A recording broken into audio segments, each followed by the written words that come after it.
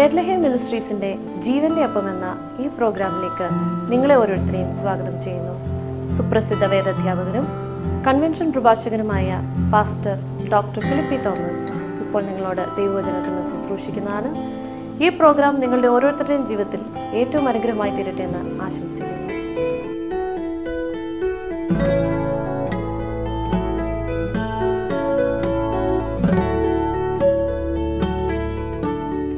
ദൈവതിരുനാമത്തിന് മഹത്വമുണ്ടാകുമാറാകട്ടെ. വീണ്ടും ഒരു പ്രാവശ്യം കൂടെ ദൈവവചനവുമായി നിങ്ങളുടെ അരികിലേക്ക് വരുവാൻ ദൈവം ഒരുക്കിയ നല്ല സാവകാശത്തിനായി ദൈവത്തെ സ്തുതിക്കുന്നു, സ്തോത്രം ചെയ്യുന്നു. പ്രാർത്ഥനാ വിഷയങ്ങളുമായി വിളിച്ച ആളുകൾക്ക് വേണ്ടി പ്രാർത്ഥിച്ചുകൊണ്ടിരിക്കുന്നു. തുടർന്ന് നിങ്ങളുടെ പ്രാർത്ഥനാ വിഷയങ്ങൾ ഞങ്ങളെ വിളിച്ചറിയിക്കുക.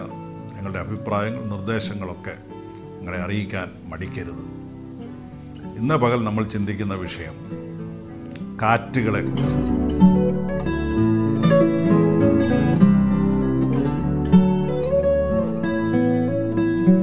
അതിനാധാരമായി എബ്രായ ലേഖനം 1-ാം അധ്യായത്തിൻ്റെ 7-ാം വാക്യം ഞാൻ വായിക്കുന്നു. അവൻ കാറ്റുകളെ തൻ്റെ ദൂതന്മാരും അഗ്നിജ്വാലയെ തൻ്റെ ശുശ്രൂഷകന്മാരും ആക്കുന്നുവെന്ന് ദൂതന്മാരെക്കുറിച്ച് പറയും. അവൻ കാറ്റുകളെ തൻ്റെ ദൂതന്മാരാക്കും, അഗ്നിജ്വാലയെ തൻ്റെ ശുശ്രൂഷകന്മാരുമാക്കും. ദൈവം കാറ്റുകളെ അവൻ്റെ ദൂതന്മാരാക്കുന്നുവെന്നാണ്. നമ്മളൊക്കെ നമ്മുടെ ജീവിതത്തിന്മേൽ അടിക്കുന്ന പ്രതികൂല കാറ്റുകളെക്കുറിച്ച് പറയുന്നവരാണ്. നമുക്ക് സാക്ഷ്യം പറയുമ്പോഴൊക്കെ പറയാറുണ്ട്, കഴിഞ്ഞ ആഴ്ച പ്രതികൂലത്തിൻ്റെ കാറ്റടിച്ചു, പടക് മുക്കുവാൻ ഈശാനമൂലനടിച്ചു. കാറ്റുകളെ എപ്പോഴും നമ്മൾ വീക്ഷിക്കുന്നത് ഒരു പ്രതികൂലമായിട്ടാണ്. കൊടിയ കാറ്റ് പടകിന് നേരെ അടിച്ചു, പടക് മുങ്ങുമോ എന്ന് ഭയപ്പെട്ടു എന്നൊക്കെ നമ്മൾ പറയാറുണ്ട്. അപ്പോൾ കാറ്റുകളെല്ലാം നമ്മളെ പേടിപ്പിക്കുന്ന, നമ്മെ ഭയപ്പെടുത്തുന്ന, നമുക്ക് വിപരീതമായി വരുന്ന ദോഷമാണ് എന്നാണ് നമ്മൾ ചിന്തിക്കുന്നത്.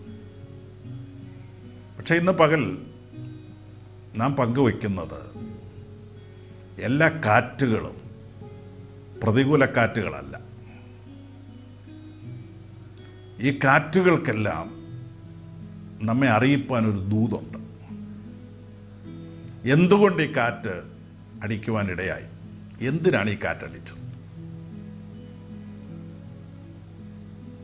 ദൈവം അനുവദിച്ച് നമ്മുടെ പടകുകൾക്ക് നേരെ ഉണ്ടാകുന്ന കാറ്റുകൾക്കെല്ലാം ഒരു ഉദ്ദേശമുണ്ട്. അത് നമ്മളെ വെറുതെ പേടിപ്പിക്കാനോ ഭയപ്പെടുത്താനോ ഒന്നുമല്ല. ഓരോ കാറ്റിനും ഓരോ ദൂതുണ്ട്. അവൻ കാറ്റുകളെ തൻ്റെ ദൂതന്മാരാക്കി. അപ്പോൾ കാറ്റുകൾക്ക് നമ്മോട് അറിയിക്കാൻ ഒരു ദൂതുണ്ട്, ഒരു സന്ദേശമുണ്ട്. ഈ കാറ്റ് നമ്മുടെ ജീവിതത്തിൽ അടിച്ചത് ദൈവത്തിന് എന്തോ നമ്മളെ അറിയിപ്പാനാണ്, ദൈവത്തിന് എന്തോ നമ്മളെ പഠിപ്പിക്കാനാണ്. അപ്പോൾ കാറ്റ് എന്തിനായിരുന്നു, എന്തുകൊണ്ട് അടിച്ചു എന്ന് നമ്മൾ പഠിക്കാതെ പോയാൽ ഈ കാറ്റ് കൊണ്ടൊരു പ്രയോജനമില്ലാതെ പോകും. പല സംഭവങ്ങളെയും നമ്മൾ പ്രതികൂലങ്ങളായി തെറ്റിദ്ധരിക്കുക, പിശാച് കൊണ്ടുവന്ന ഒരു കൊടുങ്കാറ്റായി നമ്മൾ കാണുകയാണ്. എല്ലാ കൊടുങ്കാറ്റും പിശാച് കൊണ്ടുവരുന്നതല്ല, ദൈവം അനുവദിക്കുന്ന കാറ്റുകളാണ്. നമ്മെ തിരുത്തുവാനും നമ്മുടെ വിശ്വാസം വർദ്ധിപ്പിക്കുവാനും നമ്മെ പണിയുവാനുമായി ദൈവം അനുവദിക്കുന്ന കാറ്റുകളുണ്ട്. 3 സന്ദർഭങ്ങളിലായി അടിച്ച കാറ്റുകളെക്കുറിച്ച് ചുരുക്കമായി നമുക്ക് ചിന്തിക്കാം. 1-ാമത്തെ കാറ്റ് യോനയുടെ പുസ്തകം 1 മുതൽ 4 വരെയുള്ള വാക്യങ്ങളിലാണ് കാണുന്നത്. 2-ാമത്തെ കാറ്റ് മത്തായി എഴുതിയ സുവിശേഷം 8-ാം അധ്യായം 23 മുതൽ 27 വരെയുള്ള വാക്യങ്ങളിലും. നമ്മൾ ചിന്തിക്കുന്ന 3-ാമത്തെ കാറ്റ് മത്തായി എഴുതിയ സുവിശേഷം 14-ാം അധ്യായം 22 മുതൽ 32 വരെയുള്ള വാക്യങ്ങളിലുമാണ്. ഒന്നാമതായി യോനയ്ക്ക് നേരെ അടിച്ച കാറ്റിനെ കുറിച്ച് നമുക്ക് നോക്കാം. എന്തുകൊണ്ടാണ് യോന കയറിയ കപ്പലിന് നേരെ വലിയൊരു കാറ്റടിക്കുവാൻ കാരണമായത്? ഈ കാറ്റിൻ്റെ ഉദ്ദേശം എന്താണ്? കാറ്റിൻ്റെ ദൂത് എന്താണ്? യോനയുടെ പുസ്തകം ആരംഭിക്കുന്നത് യോനയ്ക്ക് ദൈവം കൊടുക്കുന്ന ഒരു ദൗത്യത്തെക്കുറിച്ച് പറഞ്ഞുകൊണ്ടാണ്. യോനയോട് ദൈവം പറയുന്നു, നീ മഹാനഗരമായ നിനവയിലേക്ക് പോകണം. നിനവയ്ക്ക് വിരോധമായി നീ പ്രസംഗിക്കണം. നിനവയിൽ ദൈവം വരുത്തുവാൻ പോകുന്ന ന്യായവിധിയെക്കുറിച്ച് പ്രസംഗിക്കുവാൻ ദൈവം യോനയെ ഒരു ദൗത്യം ഏൽപ്പിക്കുകയാണ്. അഥവാ ഒരു ദൗത്യം ഏറ്റെടുത്ത മനുഷ്യനാണ് യോന. പക്ഷെ യോന ചെയ്യുന്നത് ദൈവസന്നിധിയിൽ നിന്ന് തർശീശിലേക്ക് ഓടിപ്പോകുന്നു. യോനയുടെ പുസ്തകം 1-ാം അധ്യായം 3-ാം വാക്യത്തിൽ ഇതാ വായിക്കുന്നത്. ദൈവസന്നിധിയിൽ നിന്ന് യോന ഓടിപ്പോവുകയാണ്. ദൈവം ഒരു ദൗത്യം ഏൽപ്പിച്ചു, നിനവയിൽ പോയി ന്യായവിധിയുടെ ദൂത് പറയുവാൻ. പക്ഷെ ദൈവസന്നിധി വിട്ട് അവൻ ഓടുകയാണ്. തർശീസിന് പോകുന്ന ഒരു കപ്പലിൽ പണം കൊടുത്ത് ടിക്കറ്റ് എടുത്ത് താൻ യാത്ര ചെയ്യുകയാണ്. അഥവാ ദൗത്യം ലഭിച്ച ഒരു മനുഷ്യൻ ദൈവസന്നിധി വിട്ട് ഓടുകയാണ്. ആ മനുഷ്യൻ കയറിയ കപ്പലിന് നേരെ വലിയ കാറ്റടിക്കുകയാണ്. അതിൻ്റെ 4-ാം വാക്യത്തിൽ വായിക്കുന്നു, യഹോവയോ സമുദ്രത്തിൽ ഒരു പെരുങ്കാറ്റ് അടുപ്പിച്ചു. അപ്പോൾ പിശാചല്ല ഈ കാറ്റടിപ്പിച്ചത്. എല്ലാ കാറ്റുകളും പിശാച് കൊണ്ടിരുന്നതല്ല, ദൈവം അടുപ്പിച്ച കാറ്റാണ്. ഭയങ്കര കോള് കൊണ്ട് കപ്പൽ തകർന്നു പോകുമോ എന്നവർ ഭയപ്പെട്ടു. അവർ ഭയപ്പെട്ട് താന്താങ്ങളുടെ ദൈവത്തെ വിളിക്കുകയാണ്. കപ്പലിൽ ഉണ്ടായിരുന്ന ചരക്കെല്ലാം ആളുകൾ എറിഞ്ഞു കളഞ്ഞു, കപ്പലിൻ്റെ ഭാരം കുറയ്ക്കുവാൻ വേണ്ടി. പക്ഷേ ഈ സംഭവം എല്ലാം നടക്കുമ്പോൾ യോന കപ്പലിൻ്റെ അടിത്തട്ടിൽ കിടന്ന് ഉറങ്ങുകയാണ്. ബാക്കി എല്ലാ മനുഷ്യരും എഴുന്നേറ്റ് താന്താങ്ങളുടെ ദൈവത്തെ നിലവിളിക്കുകയാണ്. പക്ഷെ ആര് മുഖാന്തരം ഈ കാറ്റടിച്ചോ ആ മനുഷ്യൻ കപ്പലിൻ്റെ അടിയിൽ കിടന്ന് ഉറങ്ങുകയാണ്. എന്തിനാണ് ഈ കൊടുങ്കാറ്റ് ദൈവം അടുപ്പിച്ചത്? ദൈവസന്നിധി വിട്ട് ഓടിപ്പോകുന്ന ഒരു മനുഷ്യൻ കയറിയ കപ്പലിന് നേരെയാണ് കാറ്റടിച്ചത്. ഈ കപ്പലിന് നേരെ കാറ്റടിക്കുവാനുള്ള കാരണം ഒരു ദൈവിക ദൗത്യം ഏറ്റെടുത്ത മനുഷ്യൻ, ദൈവഹിതം മനസ്സിലാക്കിയ മനുഷ്യൻ, ആ ദൈവഹിതം നിവർത്തിക്കാതെ ദൈവഹിതത്തിന് വിരോധമായി ദൈവസന്നിധി വിട്ട് വഴിതെറ്റി ഓടിപ്പോകുമ്പോൾ ദൈവം അവനെ മടക്കി വരുത്തേണ്ടതിന് അടുപ്പിക്കുന്ന കാറ്റാണിത്. ചിലപ്പോൾ നമ്മുടെ ജീവിതത്തിൽ ഉണ്ടാകുന്ന കാറ്റുകൾ, പ്രതികൂല കാറ്റുകളെന്ന് നമ്മൾ പറയുന്ന കാറ്റുകളൊക്കെ എന്തുകൊണ്ടടിക്കുന്നു എന്ന് ചോദിച്ചാൽ നമ്മെക്കുറിച്ചുള്ള ദൈവഹിതത്തിലേക്ക് നമ്മെ മടക്കിക്കൊണ്ടുവരുവാനാണ്.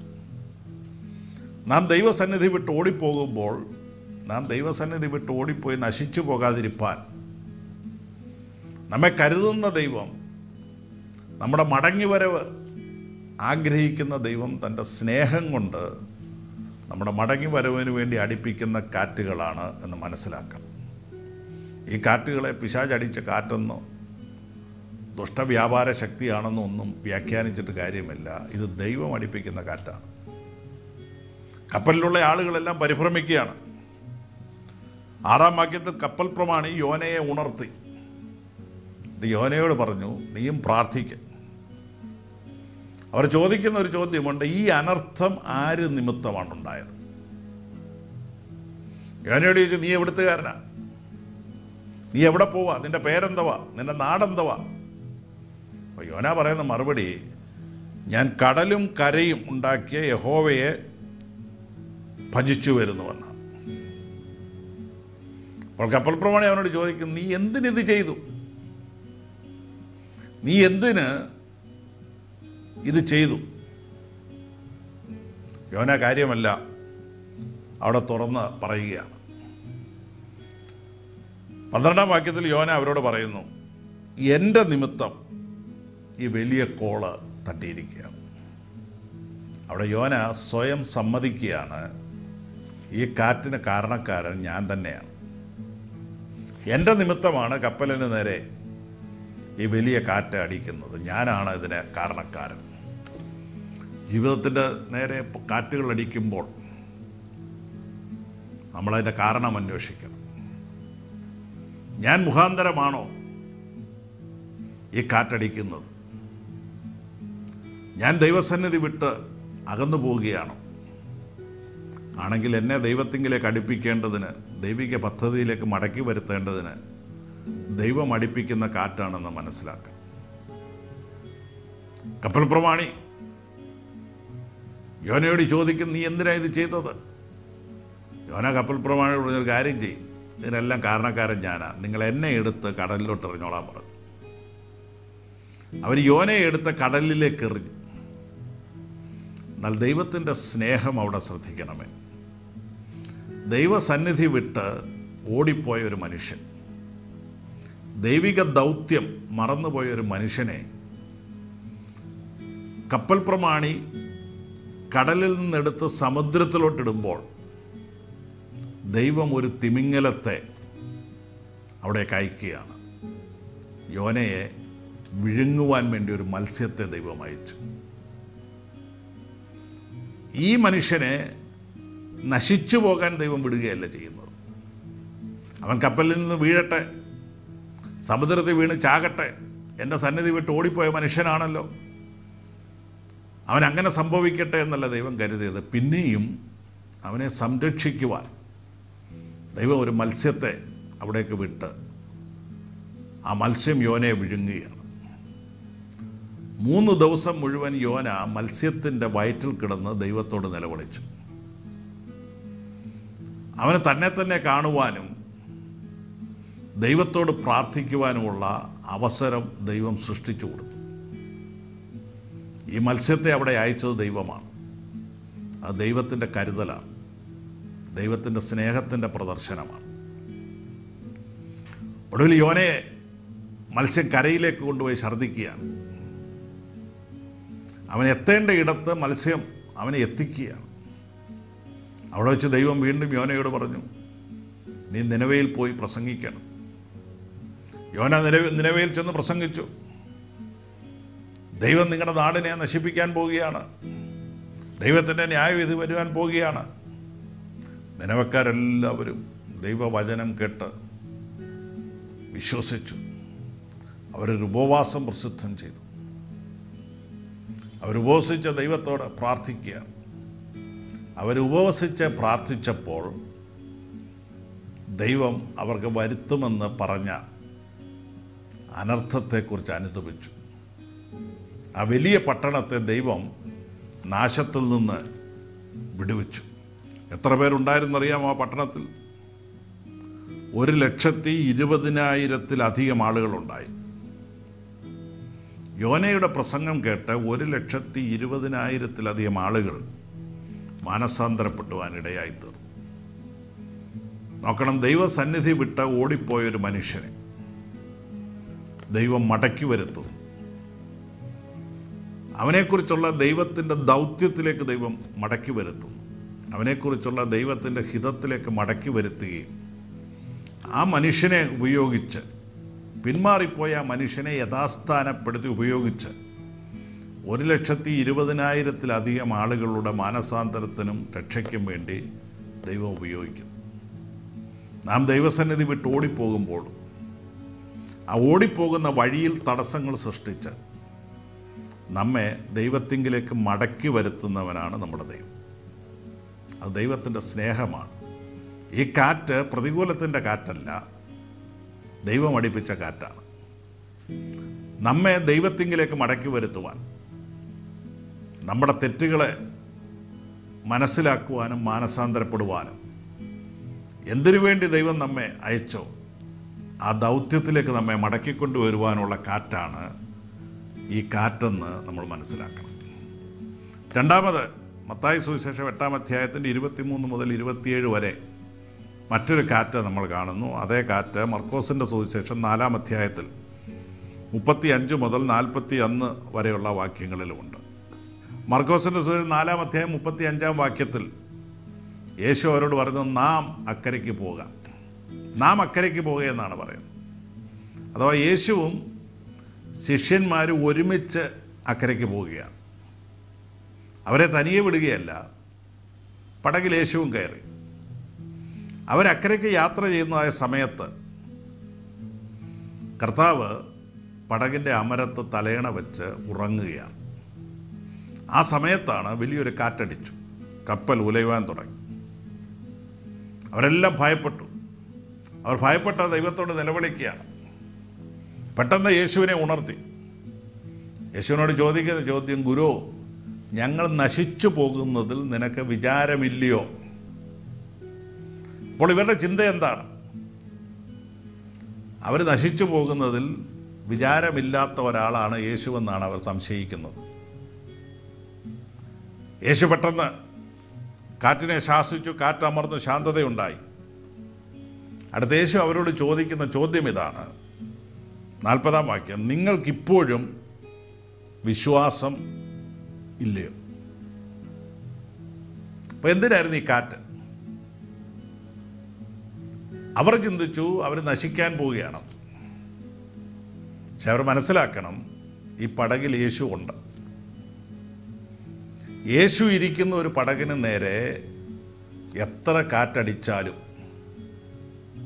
എത്ര തിരമാലകൾ പൊങ്ങിയാലും ആ പടക് തകരുകയില്ല എന്ന് അവരറിഞ്ഞിരിക്കണം. കാരണം യേശു ആ പടകിലുണ്ട്. അവർ മുങ്ങുകയാണെങ്കിൽ ആരും കൂടെ മുങ്ങുന്ന, യേശു കൂടെ മുങ്ങുന്ന, ഒരിക്കലും അത് സംഭവിക്കുന്ന കാര്യമല്ല. അപ്പോൾ യേശു പടകിലുണ്ടെങ്കിൽ യേശു കിടന്നുറങ്ങുന്നത് പോലെ ഇവർക്കും ധൈര്യമായിട്ട് കിടന്നുറങ്ങാം. എന്ത പ്രതികൂലത്തിൻ്റെ കാറ്റടിച്ചാലും യേശു എൻ്റെ പടകിലുള്ളത് കൊണ്ട് എൻ്റെ പടകിനൊന്നും സംഭവിക്കില്ലെന്ന് ഇവർ വിശ്വസിക്കണമായിരുന്നു. അഥവാ ഈ കാറ്റിൻ്റെ ഉദ്ദേശം മറ്റൊന്നുമല്ല, ഇവരുടെ വിശ്വാസത്തിൽ ഇവരെ ഉറപ്പിക്കാൻ വേണ്ടിയായി, അവരുടെ വിശ്വാസം വർദ്ധിപ്പിക്കുവാൻ വേണ്ടിയായിരുന്നു ഈ കാറ്റടിച്ചത്. മറ്റൊരു ഉദ്ദേശം കൂടെ ഉണ്ട് ഈ കാറ്റിന്. ഈ കാറ്റ് അമർന്നപ്പോൾ അവർ പറയുന്നൊരു വാചകമുണ്ട്, കാറ്റും കടലും പോലും ഇവനെ അനുസരിക്കുന്നല്ലോ. അത് അവർക്ക് ഇതുവരെ ഇല്ലാതിരുന്ന ഒരു പുതിയ അറിവ് കിട്ടി. യേശുവിന് പ്രകൃതി ശക്തികളിന്മേൽ അധികാരമുണ്ടെന്ന് ഇപ്പോഴാണ് അവർ മനസ്സിലാക്കിയത്. അപ്പോൾ ഈ കാറ്റ് എന്തിനായിരുന്നു എന്ന് ചോദിച്ചാൽ 2 കാര്യം നടന്നു. ഒന്ന്, അവരെ വിശ്വാസത്തിൽ ഉറപ്പിക്കാനായിരുന്നു. യേശു എൻ്റെ പടകിലുണ്ടെങ്കിൽ എൻ്റെ പടകിനൊന്നും സംഭവിക്കുകയില്ല എന്നവരെ ബോധ്യപ്പെടുത്തുവാനായിരുന്നു. രണ്ടാമത്, ഒരു പുതിയ അറിവ് ദൈവത്തെക്കുറിച്ച് അവർക്ക് നൽകുവാനായിരുന്നു. ഇതിനു മുൻപ് അവർക്കില്ലാതിരുന്ന ഒരു അറിവ് ഈ കാറ്റിലൂടെ അവർക്കുണ്ടായി. ചിലപ്പോൾ നമുക്കെതിരെ അടിക്കുന്ന കാറ്റുകൾ, ശോധനകൾ ദൈവത്തെക്കുറിച്ച് പുതിയ അറിവുകൾ നമുക്ക് തരാനാണ്. ഇതുവരെ ദൈവത്തെക്കുറിച്ച് മനസ്സിലാക്കിയതിനപ്പുറമായി എന്തെങ്കിലും കൂടെ നമ്മെ മനസ്സിലാക്കേണ്ടതിനാണ് ഈ കാറ്റടിക്കുന്നത്. യോബിൻ്റെ ജീവിതത്തിലുണ്ടായ വലിയ പ്രശ്നങ്ങളുടെയും പ്രതിസന്ധികളുടെയും എല്ലാം ഒടുവിൽ യോബ് പറയുന്നൊരു വാചകമുണ്ട്.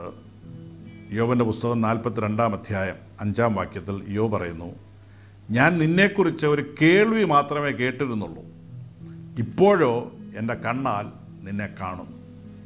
അതായത് യോബ് പറയുന്നു, ഇതിനു മുമ്പ് എനിക്ക് നിന്നെക്കുറിച്ചൊരു കേൾവിയേ ഉള്ളായിരുന്നു, പക്ഷേ ഈ പ്രശ്നങ്ങളെല്ലാം ഉണ്ടായിക്കഴിഞ്ഞപ്പോൾ എൻ്റെ കണ്ണുകൊണ്ട് ഞാൻ നിന്നെ കാണാനിടയായിത്തീർന്നു.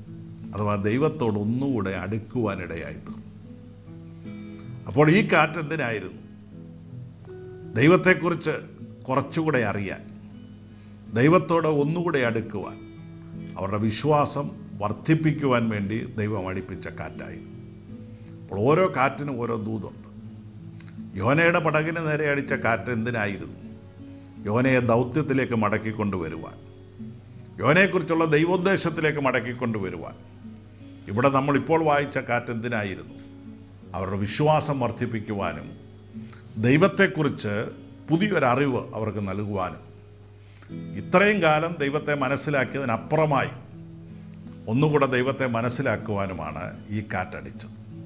മൂന്നാമത്തെ കാറ്റ് മത്തായി സുവിശേഷം 14-ാം അധ്യായം 22 മുതൽ 32 വരെയുള്ള വാക്യങ്ങളിലാണ് കാണുന്നത്. അവിടെ കർത്താവ് ശിഷ്യന്മാരെ പടകിൽ കയറ്റിയിട്ട് അക്കരയ്ക്ക് പോകാൻ നിർബന്ധിച്ചു എന്നാണ് വായിക്കുന്നത്.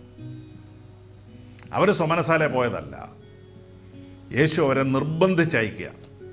യേശു പടകിൽ കയറിയിട്ടുമില്ല. എന്നാൽ ഇവർ പടകിൽ യാത്ര ചെയ്യുമ്പോൾ യേശു കരയിലിരുന്ന് പ്രാർത്ഥിച്ചു കൊണ്ടിരിക്കുകയായിരുന്നു. പെട്ടെന്ന് പടകിന് നേരെ വലിയ കാറ്റുണ്ടായി. പടക് മുങ്ങുമാറ് കാറ്റും പ്രതികൂലവും ഉണ്ടായി. ഇവർക്ക് പടകിനെ നിയന്ത്രിക്കാൻ കഴിയാതെ ഇവർ ഭയപ്പെട്ടു. ഇവരെല്ലാവരും മരണം മുന്നിൽ കണ്ട നിമിഷങ്ങളാണിത്. തങ്ങളുടെ എല്ലാ ആശയും നശിച്ചുപോയി.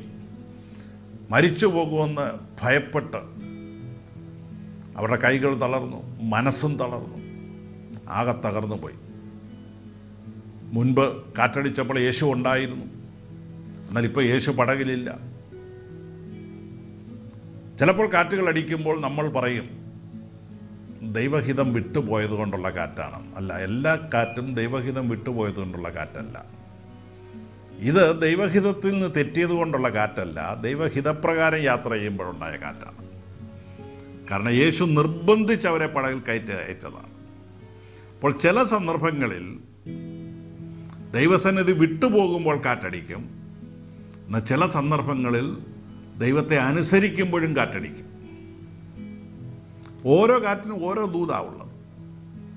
ദൈവത്തെ അനുസരിക്കുമ്പോൾ, അനുസരിച്ച് യാത്ര ചെയ്യുമ്പോൾ എന്തിനാ കൊടുങ്കാറ്റുണ്ടായത്?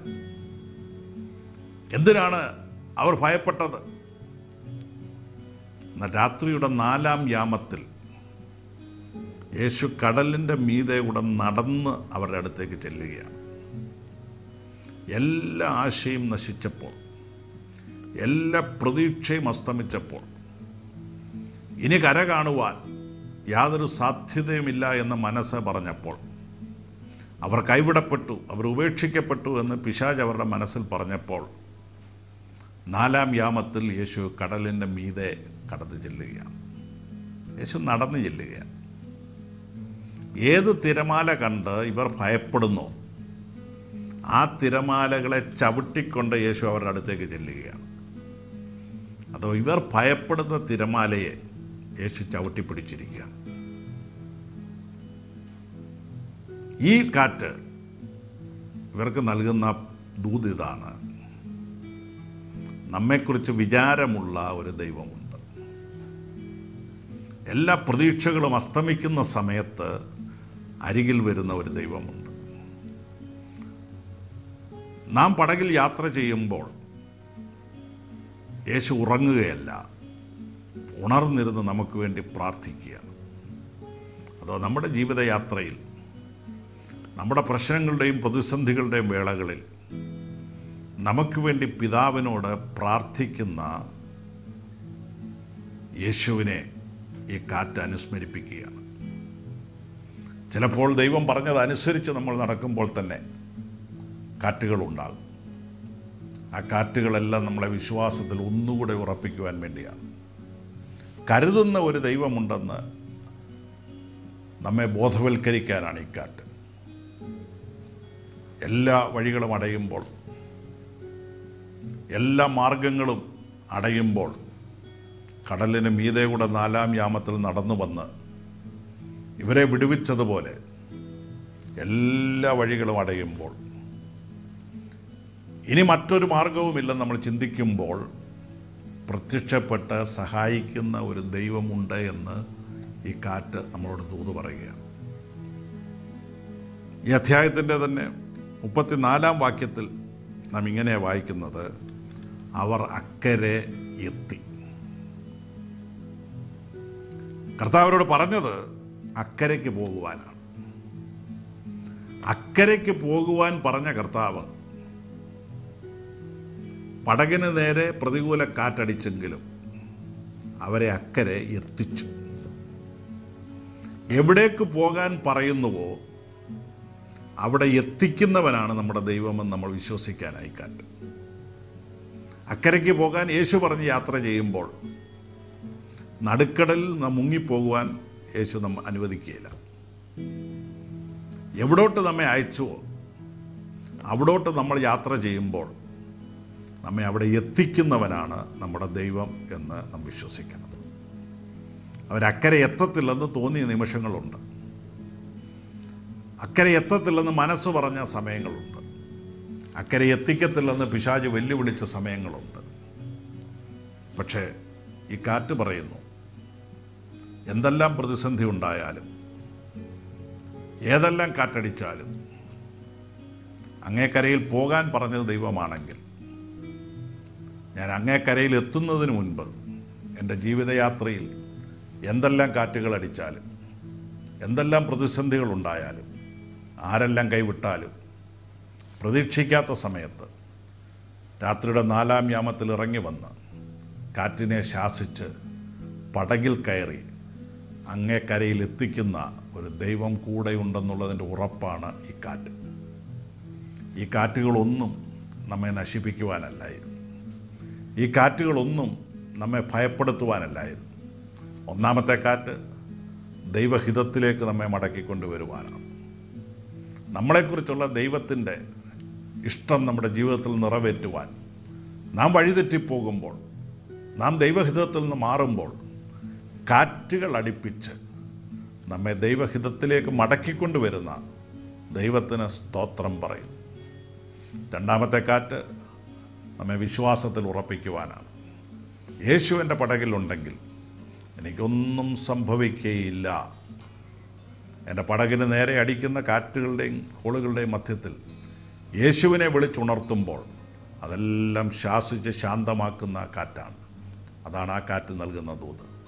മൂന്നാമത്തെ കാറ്റ് പറയുന്നു, എല്ലാ വഴികളും അടയുമ്പോൾ, എല്ലാ വാതിലുകളും അടയുമ്പോൾ, പ്രതീക്ഷിക്കാത്ത സമയത്ത്, പ്രതീക്ഷിക്കാത്ത രീതിയിൽ നമ്മുടെ അരികിലേക്ക് വന്ന് എവിടേക്ക് നമ്മെ അയച്ചുവോ അവിടെ എത്തിക്കുന്ന വിശ്വസ്തനായൊരു ദൈവമുണ്ട്, കരുതുന്ന ഒരു ദൈവമുണ്ട്, സംരക്ഷിക്കുന്ന ഒരു ദൈവമുണ്ട്. നമുക്ക് പ്രാർത്ഥിക്കാം. പ്രിയ പിതാവേ, പലപ്പോഴും ഞങ്ങളുടെ ജീവിതത്തിന് നേരെ കാറ്റുകൾ അടിക്കുമ്പോൾ ഞങ്ങൾ തെറ്റിദ്ധരിച്ചു പോകാറുണ്ട്. ഇത് ഞങ്ങളെ തകർക്കുവാനാണ്, പൈശാചികമാണ് എന്നൊക്കെ ഞങ്ങൾ ചിന്തിക്കാറുണ്ട്. എന്നാൽ ഞങ്ങളുടെ ജീവിതത്തിന് നേരെ അടിക്കുന്ന ഓരോ കാറ്റിനും ഓരോ ദൂത് ഞങ്ങളെ അറിയിപ്പാനുണ്ട് എന്ന് കേൾപ്പിച്ചതിനായിട്ട് സ്തോത്രം. ഞങ്ങൾക്ക് നേരെ ഉണ്ടാകുന്ന പ്രശ്നങ്ങളുടെ കാറ്റുകളെല്ലാം, ഏത് കാറ്റുകളാണെങ്കിലും അതിലൂടെ ദൈവത്തിന് ഞങ്ങളെ അറിയിപ്പാനുള്ള ദൂത് മനസ്സിലാക്കുവാൻ ഞങ്ങളെ സഹായിക്കണമേ. എപ്പോഴും ദൈവഹിതത്തിൽ ഞങ്ങളെ നിലനിർത്തണമേ. ഞങ്ങളുടെ പടകിനെ അങ്ങ് നിയന്ത്രിക്കണമേ. യേശുവിൻ്റെ നാമത്തിൽ തന്നെ ആമേൻ. ഈ പ്രോഗ്രാമിനെ കുറിച്ചുള്ള നിങ്ങളുടെ അഭിപ്രായങ്ങൾ, നിർദ്ദേശങ്ങൾ, പ്രാർത്ഥനാ വിഷയങ്ങൾ ഞങ്ങളെ അറിയിക്കുവാൻ മറക്കരുത്. തുടർന്ന് ഈ പ്രോഗ്രാം സ്പോൺസർ ചെയ്യുവാൻ ആഗ്രഹിക്കുന്നവർ ഞങ്ങളുമായി ബന്ധപ്പെടുക. ഞങ്ങളുടെ വിലാസം: pastor doctor Philippi Thomas, Bethlehem Ministries, Thamallakkal PO, Haripad. Pincode 690549. Phone 9605521715, 0479241981. Email pastorphilippithomas@gmail.com.